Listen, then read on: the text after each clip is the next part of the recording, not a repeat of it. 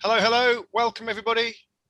Welcome to our alternative hangout for our in-house community. Today is our 90th digital event. Thank you all once again for joining us. Yes, since that little thing happened way back in March 2020, this is our 90th online event. And today is also November the 25th.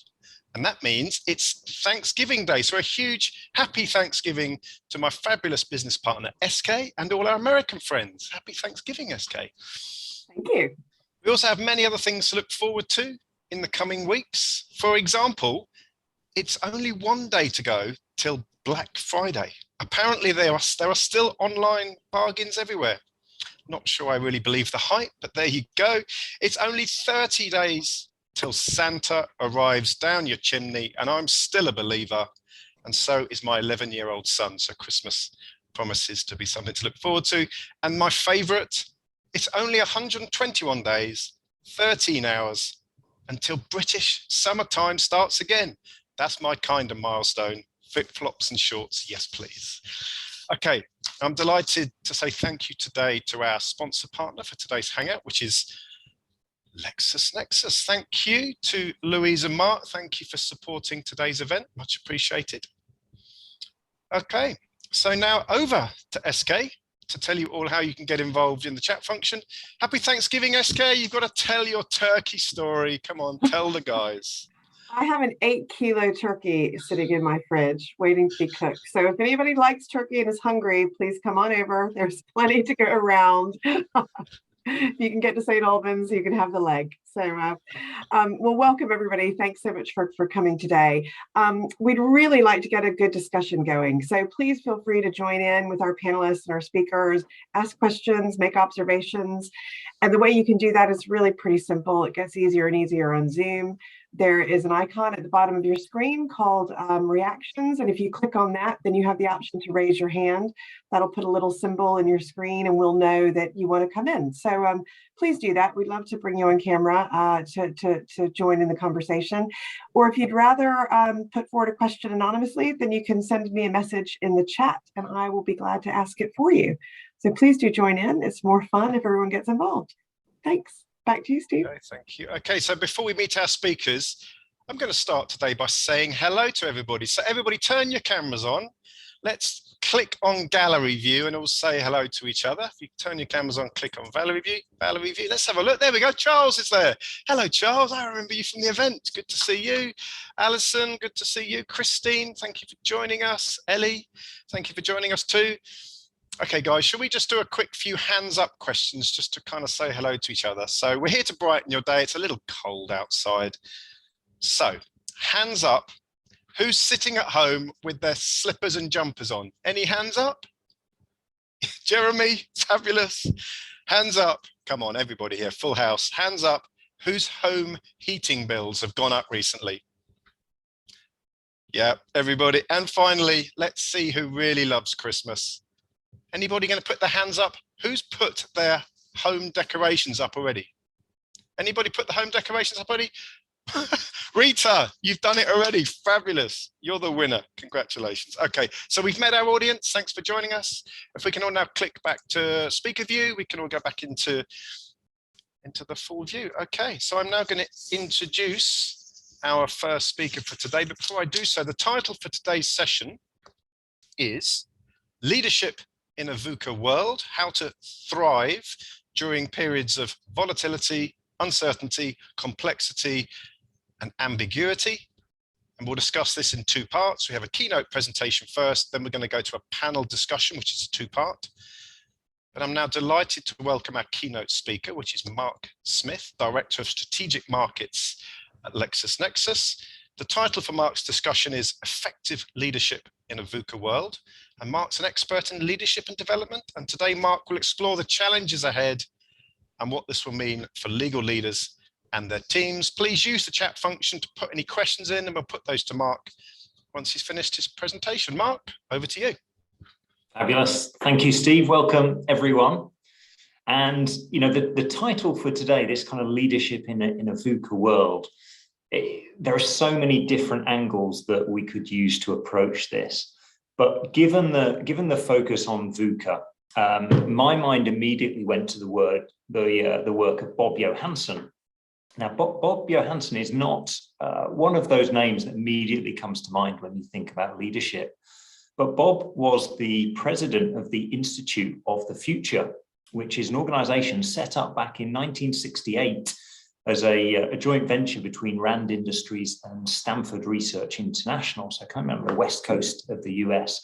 And they do 10-year forecasts of the future, futurologists, and their work is absolutely fascinating. And back in 2009, Johansen released a book called Leaders Make the Future. And that was the first place I read it a year later, read it in 2010. It was the first place I ever came across this phrase VUCA. And perhaps unsurprisingly, given they are futurologists, that work seems more relevant today than it actually did back then. And the whole thesis behind the book was to say, if the world is going to get more VUCA, volatile, uncertain, complex, and ambiguous, what are the skills and capabilities our leaders will need to thrive? So the term VUCA, which may or may not be familiar to you, actually originated back at the US Army War College back in 2003, when they were describing the combat situation on the ground in Iraq. And that kind of lexicon entered the business language, and people began to apply it to business worlds. But within this kind of general term that's bandied around to describe, just a complex, difficult, fast-changing environment, there are, of course, 4 elements. So we have volatility first. And volatility is all around speed of change. So we know a change is coming, but we don't know when it's going to happen, and we don't know how fast it's going to be or how long it's going to last. Uncertainty, by contrast, is about probability. It says we understand a cause and effect relationship, but we don't know the odds. We don't know when something will happen, if indeed it will happen at all. And then we have complexity, and complexity, I think, speaks to the kind of limit of our brains as humans. And complexity is where there's just too much information, or the connections between it are just too complicated for us to fully understand. And then the last one is ambiguity. And ambiguity is almost the converse of complexity. Ambiguity is where we don't have all the information, or the information is incomplete, or it's perhaps conflicting. And if we think about those elements, I think for all of us, we can see in our organizations elements of that we have to operate in all the time. Now, as humans, our neuroscience likes predictability. Our brains like predictability. We like to know what's going to happen, because from an evolutionary psychology perspective, if we knew what was going to happen, we'd have more chance of staying alive. So this kind of VUCA environment is very difficult for us just as human beings. But when we're leaders, the challenges become even greater. So how do we deal with this? So what Johansen says, and I guess I'll put my own interpretation on how this applies to the context of an in-house legal team. But Johansen talks about an antidote VUCA, which is about vision, understanding, clarity, and agility. So if we go first to vision, pretty much every leadership theory talks about vision as being a really key part of our roles as leaders. We've got to be clear on where we're going, and our people need to know that too. And this, I think, also connects nicely to the discussion on purpose later. But the question I have for us now is, as we come through this stage of the pandemic and everybody's at 120 miles an hour, how many of us have actually sat down and just reflected on our vision? The world has changed in ways we can't even imagine. Is the vision that we have for ourselves, for our teams, for our departments, for our organizations, is that still the right vision? Do we need to revise it? And it seems a relatively simplistic question, but there are a whole host of things that then flow on from that.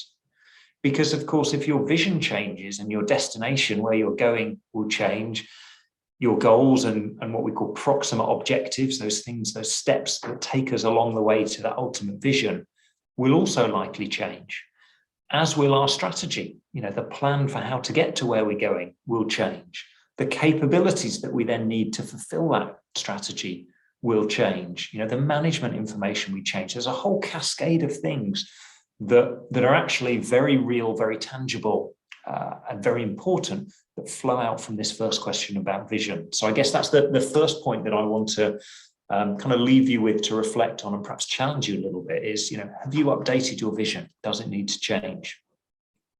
Johansson's second point is around understanding. And this to me speaks to two really important characteristics for us as leaders. And the first one is understanding as a step to learning. Before we learn anything, we've got to understand it. And, how much of the learning that we've had in the last 18 months have we actually stopped to really process and, make sense of? And there is this idea, Johansson talks a lot about sense making. Have we had the time to connect the dots, to step back, to work out, what does this mean for me? What does this mean for our team? What does this mean for our organization, our marketplace, our competitors? How much have we done of that really kind of stepping back and understanding in order to learn? Because evolution tells us that we have to learn at least as fast as the environment is changing. And if you look at how much the environment has changed, for us at work, for us personally, for us globally over the last 18 months, this has just been a step change in that pace of change, and our learning needs to take place too. And the second dimension of understanding to me is about understanding each other.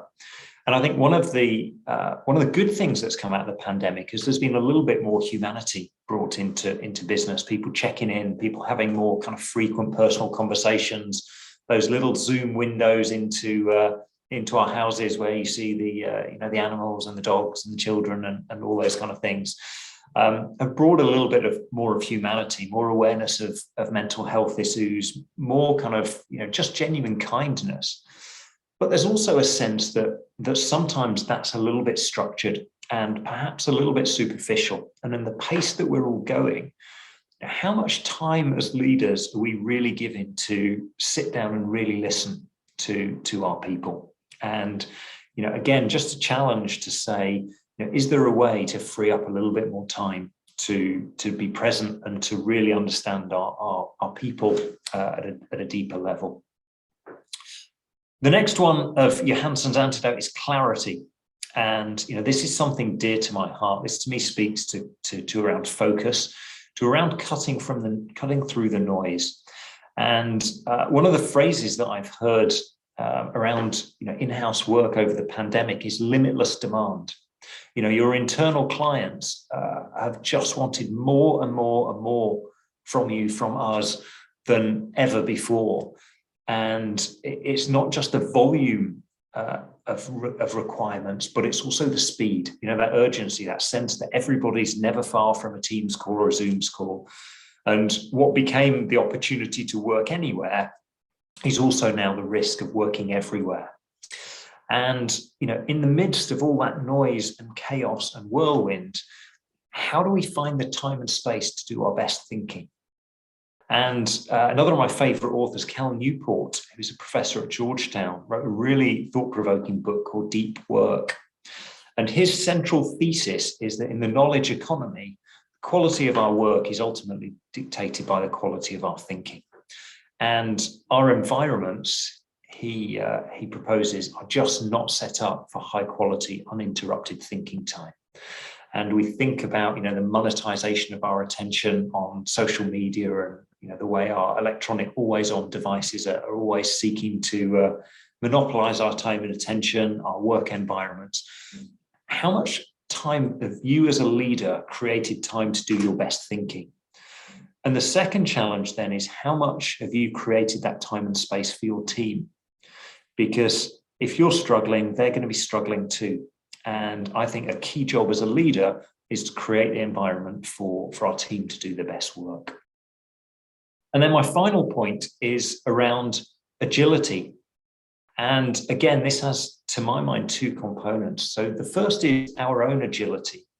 And the way we work as we seek to kind of grab onto certainty, we can often get trapped in kind of habits of thinking. We see things as black and white. We assume things tomorrow are going to be the same way they were yesterday. And in many cases, that serves us well. But when we've been through a shock as great as the last 18 months, I think it's an opportunity to kind of step back and reassess. some of the ways that we're behaving, some of the things that we're doing, is there an opportunity to take a hard look, question some of our assumptions, and behave more flexibly and differently? And then the second challenge around agility is around the organizational structure.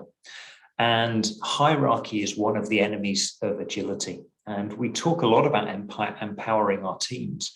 But in this new kind of hybrid work, again, is there an opportunity to revisit that, to think differently, to give people more ability to flex in the moment and do things without kind of seeking approval or authority to do so? So I think there's a lot in there. Some of those ideas seem relatively simple, but implementing them can be really challenging. But I hope that's given us a framework and a context for our discussion today that takes this idea of VUCA away from something a little bit abstract and kind of buzzwordy into something actually that as leaders, we can really think about concrete behaviors and our team and kind of put some of those things into practice. So as promised, Steve, I've hit my time budget. I told you. You have. Fabulous. You nailed it. Excellent. Well, thank you very much, Mark. Again, I encourage everyone to pop any questions you'd like us to ask Mark now or during the rest of the hour, but I certainly have a question. I'm putting a question for those that are actually struggling with leadership, and having the personality traits of a perfect leader doesn't always match to someone that's in that role. So if you are struggling as a leader, where do you start? How do you find your way through the roadmap of becoming an effective leader if you're struggling right now? Where are the foundations, Mark, to start with? How can we help our audience with building some very simple foundations?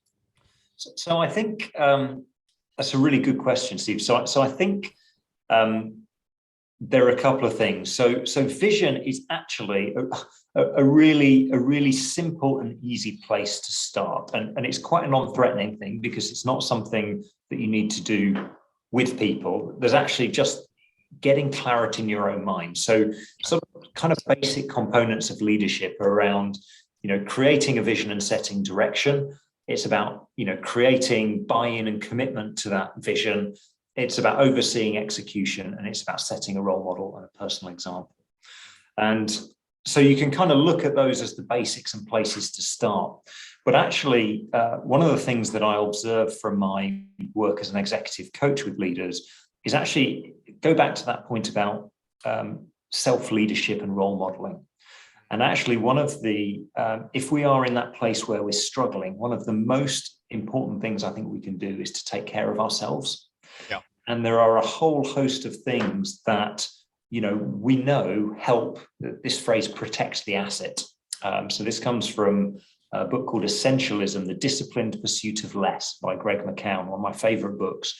And it talks about this idea of protect the asset. And it's a bit like the sort of hackney old metaphor of, put your own oxygen mask on before other people. Yeah. But as lawyers and leaders, there are certain personality traits that we have. We tend to be, focused on urgency, very driven, achievement orientated.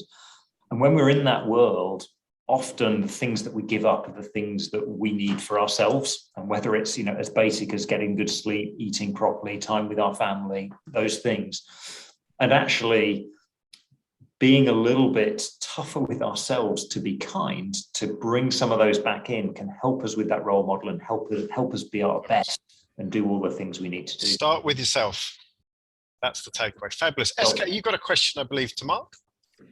Yeah, I have. Mark, this is quite a specific question, but I was really taken by when you said the ability to work from anywhere really is turning into the expectation to work from everywhere. That really struck a chord with me. And I wondered, have you got any specific advice on how people can set boundaries?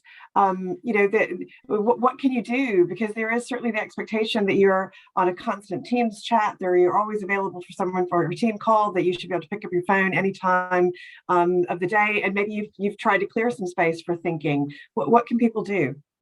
So I think great question. No easy answers, right? So there is a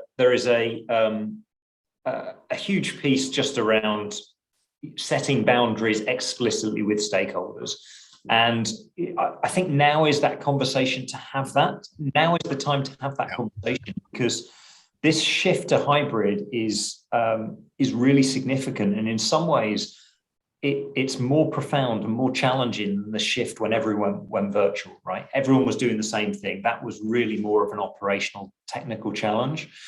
But we're moving into a world now where we're going to be setting routines and patterns that might do us, for another decade, who knows? And, all of us in this room will be in some type of leadership position, and I believe fundamentally leadership is about behavior, not about hierarchy.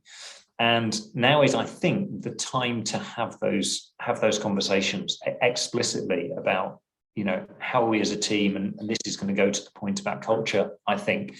What are our expectations of ourselves and of each other? And I think that the second thing is around our own mindset. And one of the things that I genuinely believe is there is always going to be more calls on our time than we can possibly fulfill, right? So your work will always want more than you can ever do. Your family will always want more of you. Your friends will always want more of you. And one of the mindset shifts that I find most helpful is accepting that every time you say yes to something, you are taking responsibility for spending less time on the other things you're already committed to and that are important. And that's kind of a hard thing, right? Because we have this, this mindset of I've got to do it, I've been told to do it, and therefore I'll do it and I'll just make things work. And lawyers are great at ultimately just delivering whatever, but it always comes at a cost. And what I really encourage everyone to do is to make those trade-offs visible.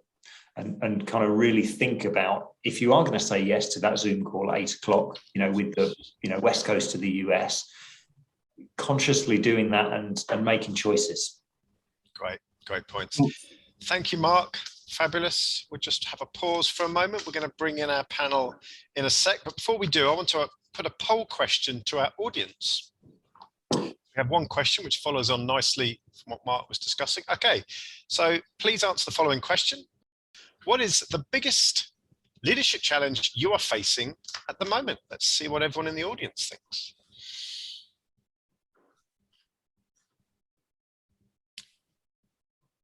Hopefully no surprises for you here, Mark. Hopefully it'll play into what we've discussed. Let's have a look. Oh, I think we've got a clear winner coming out already. So the question we've asked is, what is the biggest leadership challenge you are facing at the moment? And it looks like we're going to win with keeping a high performance team motivated, with closely followed by communication of broader vision and purpose and adapting to the pace of change. So I think keeping a high performance team motivated is definitely going to win that one. Okay, Sam, if you can draw an end to the poll and we'll go into the panel discussion. Okay, so I'm delighted to welcome our fabulous speakers to a two-part panel discussion. And now, without further ado, I'd like to welcome the following panelists. So a big welcome to Dan Kane, General Counsel at Network Rail and founder of the O-Shaped Lawyer. Hello, Dan, welcome. Hi. Hello, and big welcome to Lara Oyasanya, Group General Counsel and Company Secretary at World Remit. Big welcome back, Lara. Good to see you today. Thanks for joining us. Welcome to Anthony Kenny, Assistant General Counsel Corporate at GSK. Anthony, good to see you again. Hello, good to see you. And we're going to welcome back Mark Smith into the panel as well. Okay, so the title for the discussion that our panelists will have is Developing Purpose and Alignment in the Legal Team. Our panel will share their experiences of leadership during the period of change and discuss the initiatives they've taken to develop purpose and how to communicate and align with stakeholders. And Dan, I'm going to start with you, please. Thank you, and thanks for having me, Steve. So I think purpose is everything. Frankly, it's why we exist. And I remember when I started running the team I do at Network Rail about 5 years ago, the first thing we did was talk about our purpose as a team. Why do we exist? Now, we came and landed on something that I'm look back on and think perhaps is not necessarily the most articulate way of describing it, but we ended up with consistently exceeding our customers' expectations. Now, I wouldn't choose to do that now. I think that if I look at what purpose really means, although part of that makes perfect sense, there's got to be something that's more focused on the purpose of the organization more broadly, and perhaps even something that goes towards the common good. So if you take an example of one of the most famous purposes out there, IKEA, which is to create a better everyday life for the many people, they're looking much broader than their own environment. If they told you, like us, if we said it's to give great legal advice, their equivalent would be something about giving you like furniture that's impossible to put together and contributes to a huge range of divorces across the world. So they clearly can't focus on exactly what it is they do. It's a much greater good. And that why we exist question is really important. And for us, what it did was it gave us a rudder that we were able then to steer the direction of the team that we wanted to. And for us, that was really moving away from providing the legal advice in a very ivory tower way that was very much about standoffish with the business. Here's the advice to your problem, move on. It was much more about creating a service culture. And that mentality came from the purpose and the why were we there. What it led to then, of course, when we're thinking about a service culture, was do we have the relevant skill sets to then deliver against that new approach that we're looking to adopt? And the reality is, across many legal teams in-house and in private practice, who also, by the way, provide a service, regardless of what they may tell you, that service mentality requires a different mindset to dispensing legal knowledge and a different skill set to do so as well. And I'm afraid, as many of you know, and you mentioned my role as kind of leading the O-shaped lawyer movement, which is all about the skills and broadening those skills for lawyers to enable us to deliver a much more people-focused service and a much more holistic offering to those customers that we serve. Those skills just simply aren't developed and valued within our profession enough. They're called soft skills in our profession, where actually they're probably the hardest skills that one can learn and practice. So looking at them as human skills or people skills is incredibly important. And they're not skills that are valued or rewarded in our profession. So if we look at leadership more broadly across our profession, the success measures are much more about, certainly in private practice, hours done, money brought in, and that's your measure of success as a leader within the profession. I agree with Mark's version of and description of leaders about behaviors, not about hierarchy.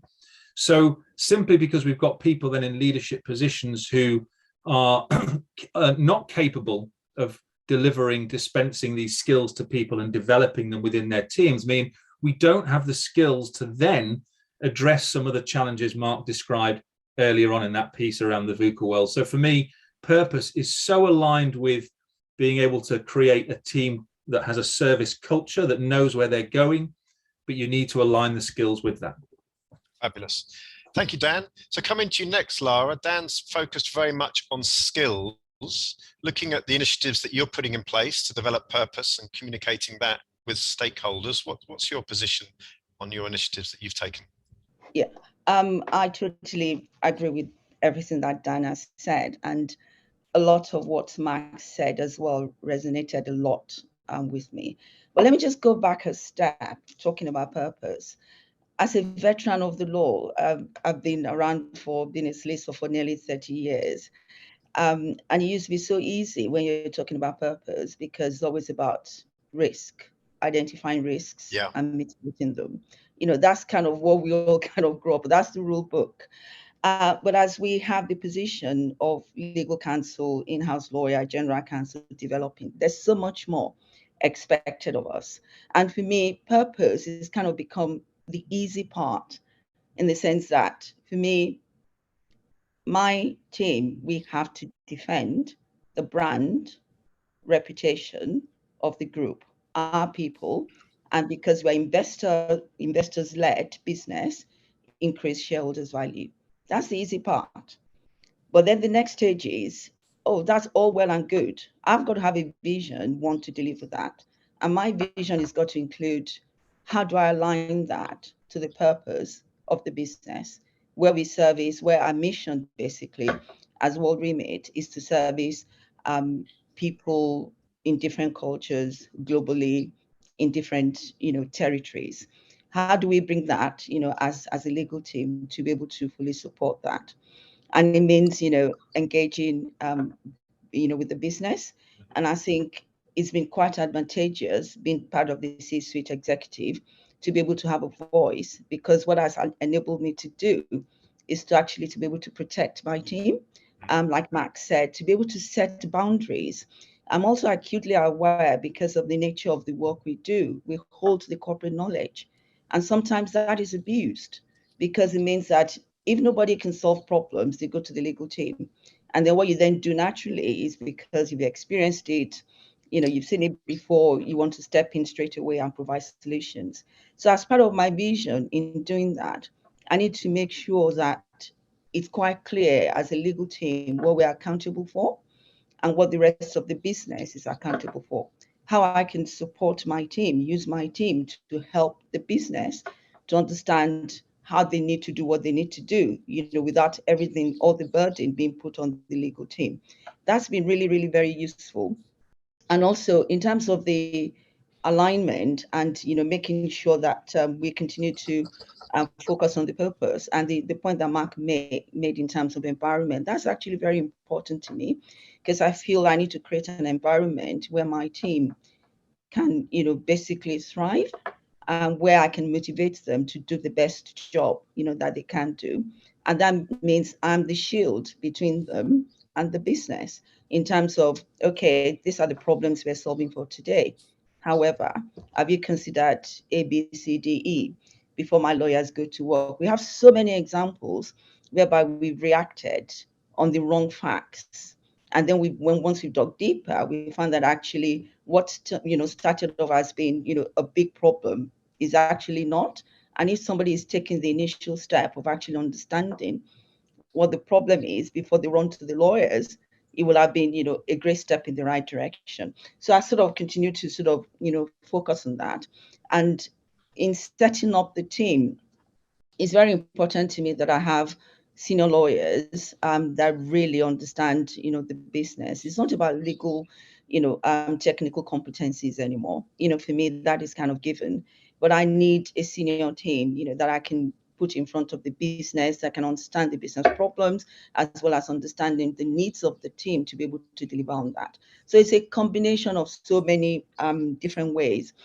And to Mark's point, hierarchy does destroy agility. And frankly, hierarchy does not help the team to grow, because we are all lawyers, even though I have other professionals I'm responsible for, like the co-sec and data privacy, that are not necessarily lawyers.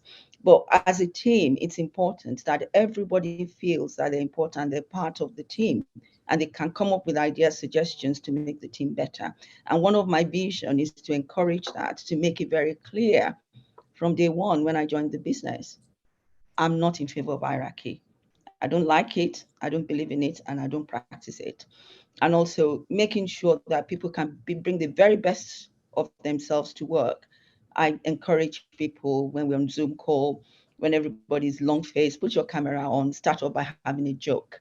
Life is too short, Yes, we're lawyers, we have to solve problems. Let's find a way to do it in such a way that we do it in a relaxed environment, and beginning to build trust, because people watch you as leaders.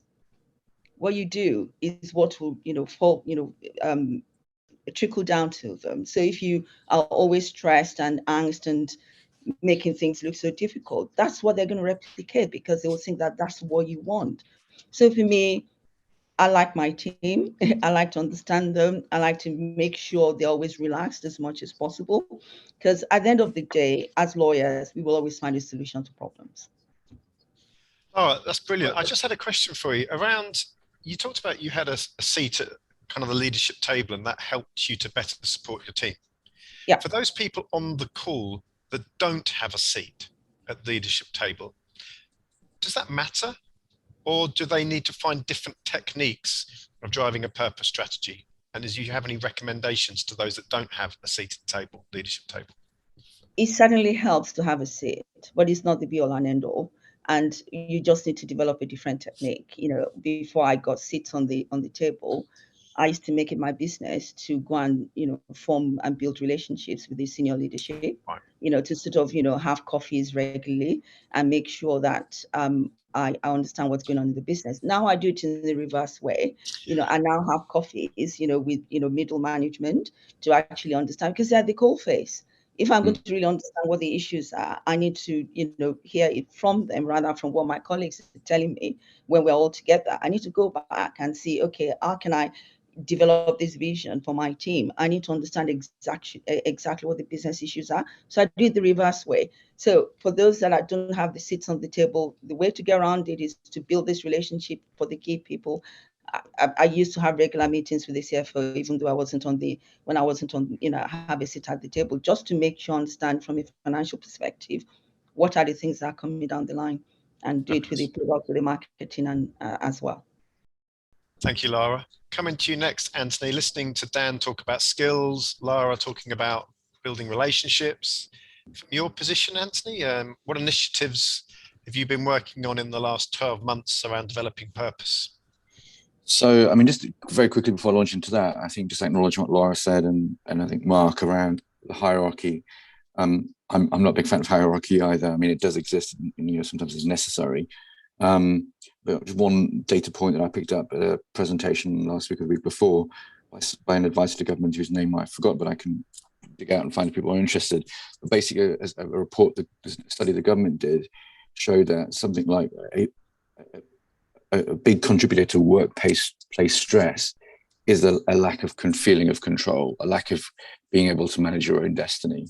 And, that kind of micromanagement is a real contributor, a big contributor to workplace stress. So I think I've always appreciated, and so far I've been lucky in my career that I've had roles where my managers have just let me get on with it. And, on trust that if I have a problem, something's brewing, I'll get them involved as required, and I really value that. So again, whether you're an aspiring leader or a leader, I think that's something to really aspire to, because I think your employees will appreciate it. In terms of purpose, I mean, as you can imagine, at GSK, that's pretty easy kind of thing to focus on, because our core purpose as a business is essentially to make people healthier. We've got added purposes, now around things like net zero and nature positive, and playing into the broader ESG agenda. But our core purpose is to make medicines and products on the consumer, on the pharma side, that will improve the health of people. We've got targets around that of X millions, X billions of people.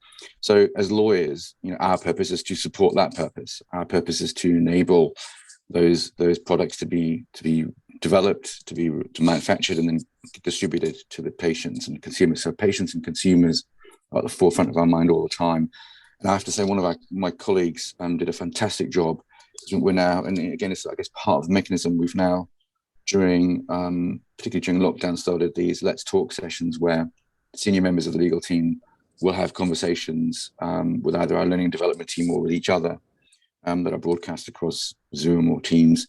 And one of them, the GC of our ViV business, which is, for those who don't know, it's a joint venture we have with Pfizer, to develop products for AIDS sufferers. And we've got through that, and for other products we have, some really powerful tear-jerking videos where patients come on, are discussing the impact our products have had on their lives, the way they've either saved their life or just dramatically transformed their life. When you watch something like that, as a lawyer with a legal team working in a business, you just cannot help but be moved and inspired every day to kind of do what you do, and to always check yourself in terms of if you're kind of going down that path of being a little bit, lawyerly in terms of your approach sometimes.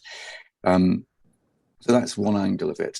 I think since, James has come on board, James Ford, our GC, he's done a lot of great work in terms of a purpose around our function being run legal like a business for the business. So that kind of more business mentality into the legal function, which I think is a good initiative. I think as a legal function, and interesting to see some articles pop up.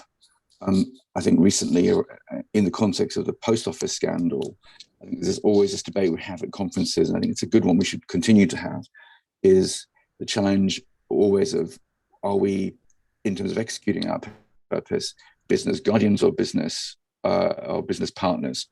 And that's arguably we're a bit of both, and but managing that tension is a constant challenge. And I think as we're seeing, actually, there's an increasing movement, I think, led by Professor Morehouse and Stephen Mason, around actually looking at in-house counsel and saying, are we, are there regulatory issues around what we do sometimes, in terms of, are we conflicted essentially? So I watch that space.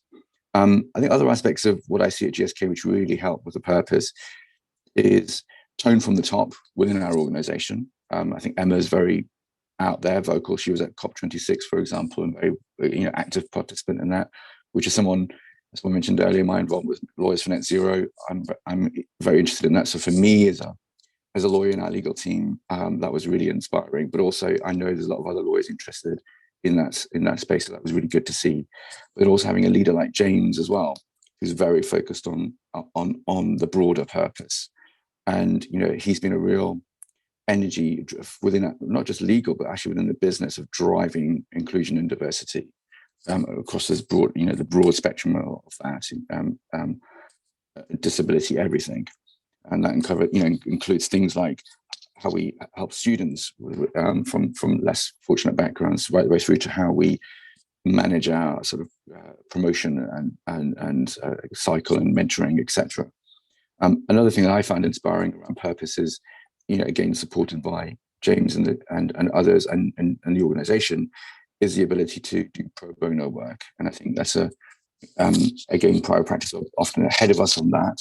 But I think we are, and some in-house teams are ahead of us, but we've done a lot of work in the past year to do that. And what I've noticed there is that provides a channel for people who are purpose, driven to beyond our purpose of, say, helping patients in the broader society context to get involved in some of the work that we do. And again, some of what we do as an organization, seeing that the work we do with an Impacts Award, which is an annual awards program for charities. We select 10 from 200 applicants to get some support and payment.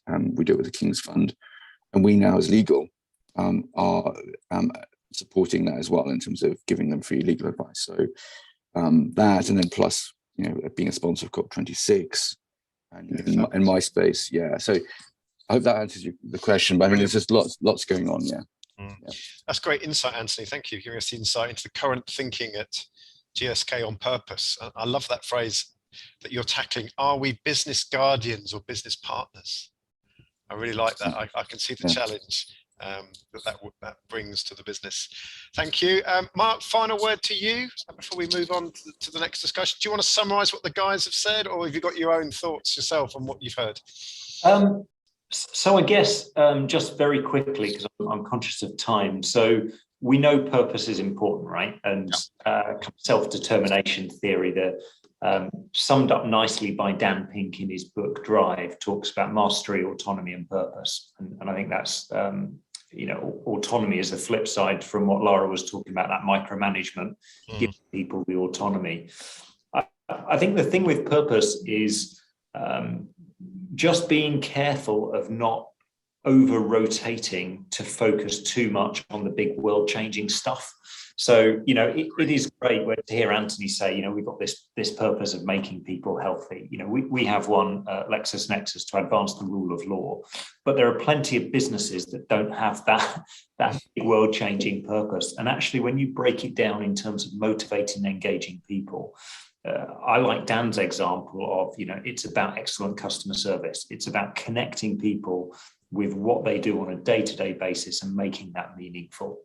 And the only example I haven't been in-house for some time now, but one of the things I did when I ran an international legal team was I introduced Tom Peters' idea of the internal professional service firm, which is to say that any internal function should operate like a McKinsey or a Bain.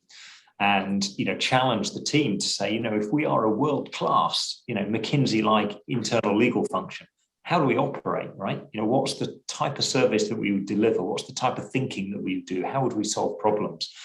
And that, I think, can really help sharpen.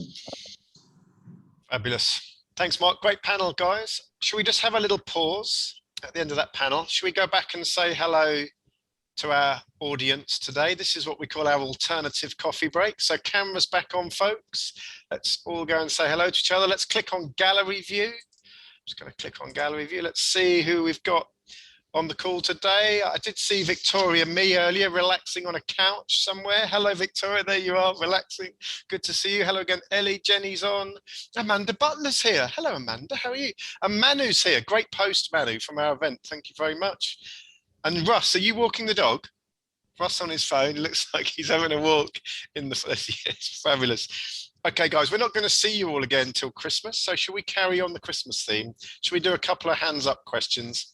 Okay, hands up.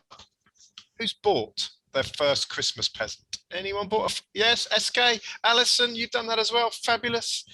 Okay, now following Christmas is New Year. So I'm going to ask you the first time, New Year's resolutions. I've chosen some New Year's resolutions for you, and I want you to put your hands up. So hands up if your New Year's resolution is to work less next year. Ellie, definitely. Hands up. Are you committing to an expensive, exotic sunshine summer holiday next year? I'm definitely going that one. That's definitely my resolution. So far, that's winning. Okay. And finally, your boss isn't on the call. Okay. So hands up. Is this your New Year's resolution to get a new job? Oh, I got one. I got one. I don't believe you, because we are in the era, apparently, of the Great Resignation. So I'm sorry, but some of you are definitely going to move on, because apparently we're all doing it. But it's great to see you all. Bit of fun at our alternative coffee break. Thanks for joining us, and no doubt see you all in the new year. All right, let's go back to our panel discussion. So I'm going to click back on my speaker view. And I'm going to welcome everybody back. Okay, so we got part 2 of the discussion. And I'll just give you the title for part 2, Navigating the Leadership, Cultural and Management Challenges of the Agile Workforce. So the final part, our panelists will share how they are as leaders maintaining communication and collaboration across their teams, obviously looking after employee well-being, and what strategies they're using to embed the changes of the past 18 months. And Lara, I'm going to start with you, please. I think in the absence of physical meetings, FaceTime matters. So what I tend to do with my leadership team, we meet twice a week, Mondays and Fridays. Mondays to talk about what's coming up in the week, and Fridays to download whether we've managed to achieve what we set out to do. And with the wider team, every Mondays, just to make sure I get to see everyone, see how they're doing, see whether I can detect any issues that may need resolving, and also talk about any topical, matters, and also have the opportunity to share any information from the executive team that may be of value to them. Also, we have different Slack channels that we use often. And we have one actually that is called Legal Laws. If anybody has anything they want to laugh out loud about, we totally encourage you. We just go on Slack and do that, just a little bit of fun. On the health and well-being side of things, we also I encourage the team to come in either for breakfast or for lunches once a week in terms of moments that matter. So we can actually, sort of sit together, share knowledge, relax. And not everybody comes to that, but whoever can make it, we do that as well. And from the well-being side of things, we kind of have sort of quizzes and do this virtual walk around the globe. We all sign up and we all do our walk-ins or going to the gym or running or whatever. And it's really nice to see, because we then have teams that compete against each other. So it's actually quite competitive to see who's got the most steps. That means I do a lot of walking sometimes, from Buckingham Gate, to Euston. That takes me about an hour just to make sure I get ahead. But some people still do it better that have to, have the time to go to the gym, which I don't. So it's kind of sort of every little helps, just to make sure that we remain engaged, as a team. Thanks, Lara. I had a call with someone the other day who was on the treadmill whilst having the Zoom meeting. I think that's definitely time. You never know. That was my favourite one so far. But I love your position here, very much the personal touch. So that's great. Anthony, coming to you, looking at how you're maintaining communication and collaboration across your team. How are you doing that at the moment? And what have you learned from that? And I guess what's the next step in being in place for you? Yes, I think we're in the process of embracing the hybrid model. And as you know, so 2 to 3 days in the office. Yep. I mean, at the moment, it's not compulsory. So, you know, it's strongly encouraged that everyone comes in. And one way we've tackled that as a team is to kind of pick a day. Today is the day. I've had something in the office where we kind of gravitate, try and get everyone in. Not everyone gets in at the same time. That's fine. We're kind of going through this transition. And I think it's just, yeah, it's all the things that was said by Lara, plus, you know, now having the option and using it as often as possible to have those face-to-face meetings, to have dinner when you can, you know, obviously in a safe way, to have coffees in and around the office. I just loved it today, even non-legal people just randomly bumping into people who, you know, 2 people I've been working with intimately for the past year, but never met face-to-face. So that's really nice. It's that kind of touch. Because I think, you know, it's recognizing that, you know, we are in a new world. There is a hybrid model. There are pluses and minuses of both of it, and embracing both. So, you know, there's definitely, it's good that people can have that sort of flexibility to be more at home, have more time with their families, to do the school run, do all of that, be flexible in terms of how they manage their time, trust people that, you know, that you've hired to do the right thing. But then just recognize that there are certain things that, you know, we all know, kind of can think what they are, where there are certain conversations where it's always going to be best to have it face to face, if you can. Just out of interest, GSK, are you using your office environment as a place for innovation, for team building, and saying to the staff, leave your emails at home for the day, come in, let's build? I mean, definitely there's some of that going on. And I think, you know, what I've seen during lockdown, you know, we in the building a new hub out in India, and I think right from the get-go, you know, the design of the building was on the assumption that things were going to be a hybrid, you know, in terms of rather than having a desk to go to, you come in and you can almost carry your papers and stuff around with you. You move, and there are different spaces, you know, innovate, you know, spaces where you can head down to your work, spaces where you would meet, spaces where you kind of like collaborate, you know, almost like Facebook type style, everyone around the table, you know, thrashing, you know, stuff on the whiteboard. Absolutely. So a definite sense of, you know, the different spaces have different functions, and working with that. Yeah. Fabulous. Dan, coming to you, just thinking of the word strategies for a moment, both in your role as the O-shaped lawyer and your role at Network Rail. What are you currently doing strategically to kind of embed a real strong communication and collaboration with your team, but also as an individual? Yeah, I mean, it's quite funny, isn't it? How I used to think that I needed to take a day and work at home so I could play catch up and do all the things you just don't get done in the office. I think it's almost the opposite now. I went into the office the other day just to be able to focus. So it's quite an odd turnaround. So what, you know, I've worked in a team for the last 5 years that's been spread out around the country. So we don't have the face-to-face opportunities that others may have or benefit from. There is no way of replicating the quality of that in-person conversation. But we've got to recognize that the world has moved on. And from the pandemic, I think we've also got to acknowledge that there are some positives that have come out of a truly awful last 18 months. And we should embrace those. And as a team, and I think it's important, I say as a team, every individual will have their own circumstances, and we should bring that into the conversation and understand what works for those individuals. And I say this on the basis of we should be hiring people who we trust, and therefore wherever they are, however they're doing what they do, provided we have clear objectives and for outputs for them to achieve, we should be able to use that trust to ensure that we're getting done what we need to get done. Lots of that comes from clarity as a leader around understanding our customers' needs and clear objectives for our people. And provided those outputs are achieved, then I feel people can work from anywhere. Of course, having people together and making sure we're planning for that is always going to be essential. You just can't replicate that. That said, those who choose to enforce any kind of requirement into the office, I feel going forward, we'll find with your mention of the Great Resignation, Steve, that people have got so much ability now to choose and pick what they're going to do, how they're going to do it. And so there is a real risk of talent going elsewhere if people start to demand.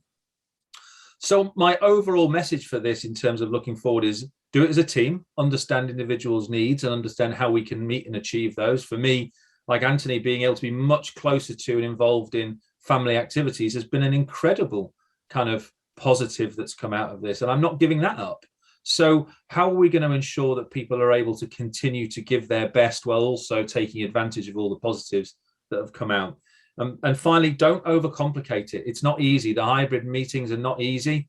But frankly, if we do spend the time with people, understand them, trust them, then we'll get over that and start to thrive using it. It's going to be there, right? We're not going to all of a sudden demand everyone's back in the office 5 days. I just don't see it. So we're going to have to live in this hybrid world with hybrid meetings that are certainly more challenging to manage effectively. But frankly, as leaders, is that not our responsibility to ensure that we can deliver against that mandate? Totally agree. Mark, before I come to you to do a close, I'm just going to run a couple of polls, if that's okay with you, and then I'll come back to you, Mark, and you can just summarize the thoughts from today. So Sam, if I can kindly ask you just to show, so I'm bringing the audience in here. I think we have 2 poll questions. Yes, so if you scroll down, there's 2. So I just want to get your thoughts on what we've been talking about today. So question number 1, in your opinion, what is the most important factor to enable a dynamic and productive team? And at the bottom, second question, how do you believe your team will most benefit from agile hybrid working? So Mark, this is going to give you a great indicator to close with, some thoughts from our audience. So in your opinion, what is the most important factor to enable a dynamic and productive team? It's a clear winner, isn't it? Trust, psychological safety, no surprise there. And that's obviously exactly the right response. And going to the bottom one, how do you believe your team will most benefit from agile and hybrid working? Improved well-being, sense of happiness and job satisfaction is clearly winning, with the second choice, improved collaboration, problem solving. Okay, let's do a wrap on the poll. That gives you a bit of context there, Mark. The audience have contributed some thoughts, but I wanted to leave the last word with you, Mark. Great start to the event with your keynote, and a chance for you now just to summarize and just add your own thoughts into what you've heard today. Yeah, thanks, Steve, and thanks to all the panelists as well as everyone chipping in on the polls and waving. I think I'm left with just a reaffirmation, really, of this tension that we now face between the human side of things and the organizational. And those last 2 polls really show, the trust, the psychological safety, the human connection, absolutely critical. And on the plus side, that well-being, Dan talked about the kind of benefits for the family.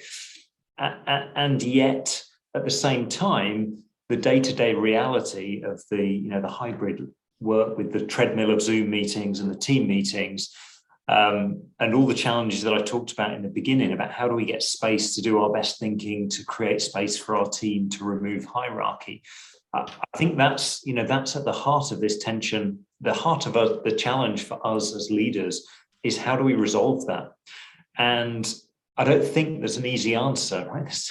There's not a single answer, but I also have faith in our ability to solve problems. I think that's one of the nice points that Lara said. As lawyers, we're really good at solving problems, and I think what we need to do is take our intellectual firepower that we use to solve the really tricky, difficult legal and business problems, and turn it to some of these issues about how do we balance this limitless demand, this organizational pressure, the cadence of work in the hybrid world, balance that with the human factors that I think have really come to the surface and are showed in the polls. Fabulous. Great summary. Thank you, Mark.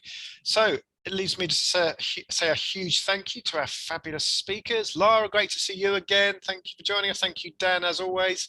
Anthony, thank you for joining us. And Mark, brilliant. Thank you very much for joining us. I need to thank the sponsors for today's session. Sam, if you could just show the slide, thank you very much. Of course, a huge thank you, as always, for your continued support, LexisNexis, much appreciated. So that's a wrap, guys. We'll be seeing you all in the new year sometime soon. We're going to do another in-house event. I think it's in May, but we'll talk about that another time. So we'll see you in May. But also, SK and I are going to stay online and hang out for 10 minutes. So if you want to stay and talk to me and SK can talk to you about cooking Thanksgiving dinner and a few tips, we'll have a chat with you.